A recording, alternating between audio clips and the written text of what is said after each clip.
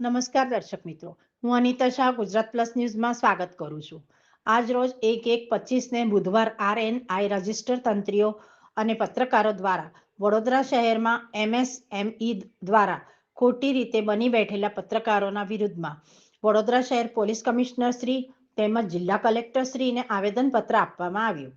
આધાર ઉદ્યોગ એમએસએમઈને આધારે બની બેઠેલા પત્રકારો સરકારી નિયમોના ઉલ્લંઘન કરી ખોટી રીતે તેમજ તેમના વ્હીકલ, બાઇક, ફોર વ્હીલર પર પ્રેસ મીડિયાના સ્ટીકરો લગાવી ભોળી પ્રજાને ગેરમાર્ગે દોરે છે। સાથે આવા બની બેઠેલા પત્રકારો દ્વારા બીજા અન્ય પત્રકારો બ્યુરો ચીફ બનાવી તેમજ પત્રકાર બનાવી લોકો સાથે છેતરપિંડી કરી આર્થિક લાભ મેળવે છે। તેમજ આધાર ઉદ્યોગ એમએસએમઈમાં કોઈ પણ પ્રકારના પ્રેસ, આરએનઆઈ ઓથોરાઇઝ કે એસડીએમનો કોઈ ફાળવણી નંબર પણ નથી તેમજ કોઈ પણ પ્રકારનું પોલીસ વેરિફિકેશન કરવામાં આવતું નથી। તો શું ભવિષ્યમાં આવા ઈસમો દ્વારા ગુનાહિત પ્રવૃત્તિમાં વધારો થાય તો કોઈ નવાઈ નહીં। આવા આક્ષેપો સાથે આજ રોજ આરએનઆઈ માન્ય લાયસન્સ ધારક પત્રકારો દ્વારા પોલીસ કમિશનર શ્રી તેમજ જિલ્લા કલેક્ટર શ્રીને આવેદનપત્ર આપવામાં આવ્યું। આજરોજ તંત્રીશ્રીઓ અને પત્રકાર જગતના જે પણ જૂના મોટા વડીલ બહેનો, ભાઈઓ, માલિકો આજે કલેક્ટર કચેરી આવેદનપત્ર આપવા આવ્યા છે।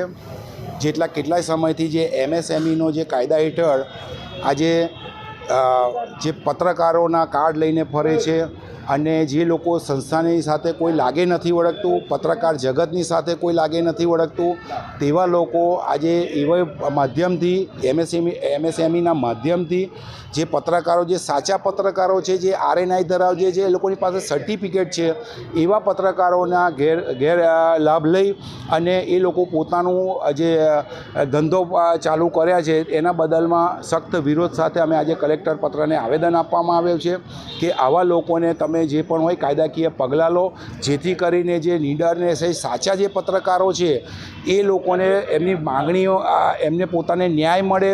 બીજી સૌથી વધુ મહત્ત્વની વસ્તુ એ છે કે આ લોકોની પાસે કોઈ એવું એ જ નથી કે જે પોતે પત્રકાર લાઈનને જગતની અંદરના માણસો હોઈ શકે। આજે તમે 2 થી 3 વર્ષથી સરકારે એક સારો કાયદો કાઢ્યો હતો એમએસએમઈને લઈને, પરંતુ એનું અર્થઘટન કરીને આજે પત્રકારને બી ગૃહ ઉદ્યોગની અંદર નાખવાની આ એક કોશિશ કરી રહ્યા છે, જેના અનુસંધાનની અંદર આજે અમે બધા ભેગા મળી અને આજે કલેક્ટર કચેરીશ્રીએ કલેક્ટર સાહેબને આવેદનપત્ર આપ્યા છે। આગામી સમયમાં આમાં જો કંઈ બી કાર્યવાહી નહીં થાય તો અમે તમામ તંત્રીઓ, માલિકો જે છે એ ઉગ્ર આંદોલન સાથે આગળની કાર્યવાહી કરીશું। જય હિન્દ, જય ભારત।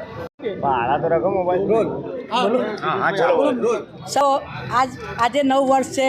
સમગ્ર ભારત દેશના વાસીઓને અમારા પત્રકાર સંગઠન તરફથી ખૂબ ખૂબ 9 વર્ષની શુભકામનાઓ।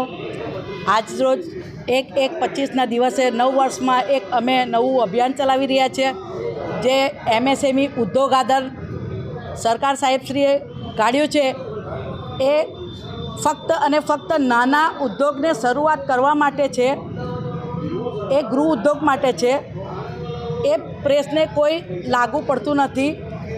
હાલમાં 2 વર્ષથી ખૂબ જ વડોદરામાં એમએસએમઈના નામે ખૂબ જ પત્રકારો વધી રહ્યા છે।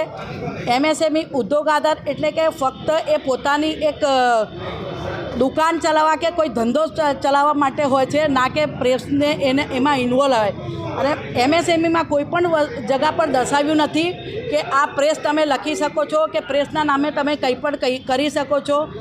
આ જે વધી રહ્યું છે રાફડો, તેનાથી જે સાચા પત્રકારો છે, જે આરએનઆઈ ધરાવે છે, આરએનઆઈ લાવવા માટે પોતે પોલીસ વેરિફિકેશન આપે છે, મામલતદારમાં એ વેરિફિકેશન થાય છે, પણ એમએસએમઈને જ્યારે તમે ઇસ્યુ કર્યું છે, એમએસએમઈથી તમે જે પ્રેસ શરૂ કરે છે, તો એ કયા આધારે છે?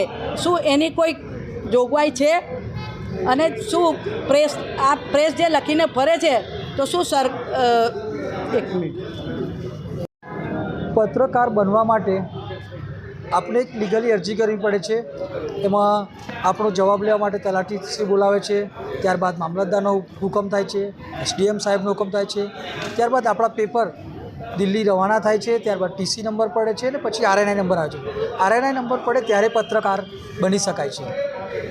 અને એમાં દસ્તાવેજો જરૂરીમાં પીસીસીનું સર્ટિફિકેટ હોય, અધર બીજા સર્ટિફિકેટો લયા પછી પત્રકાર બની શકાય છે.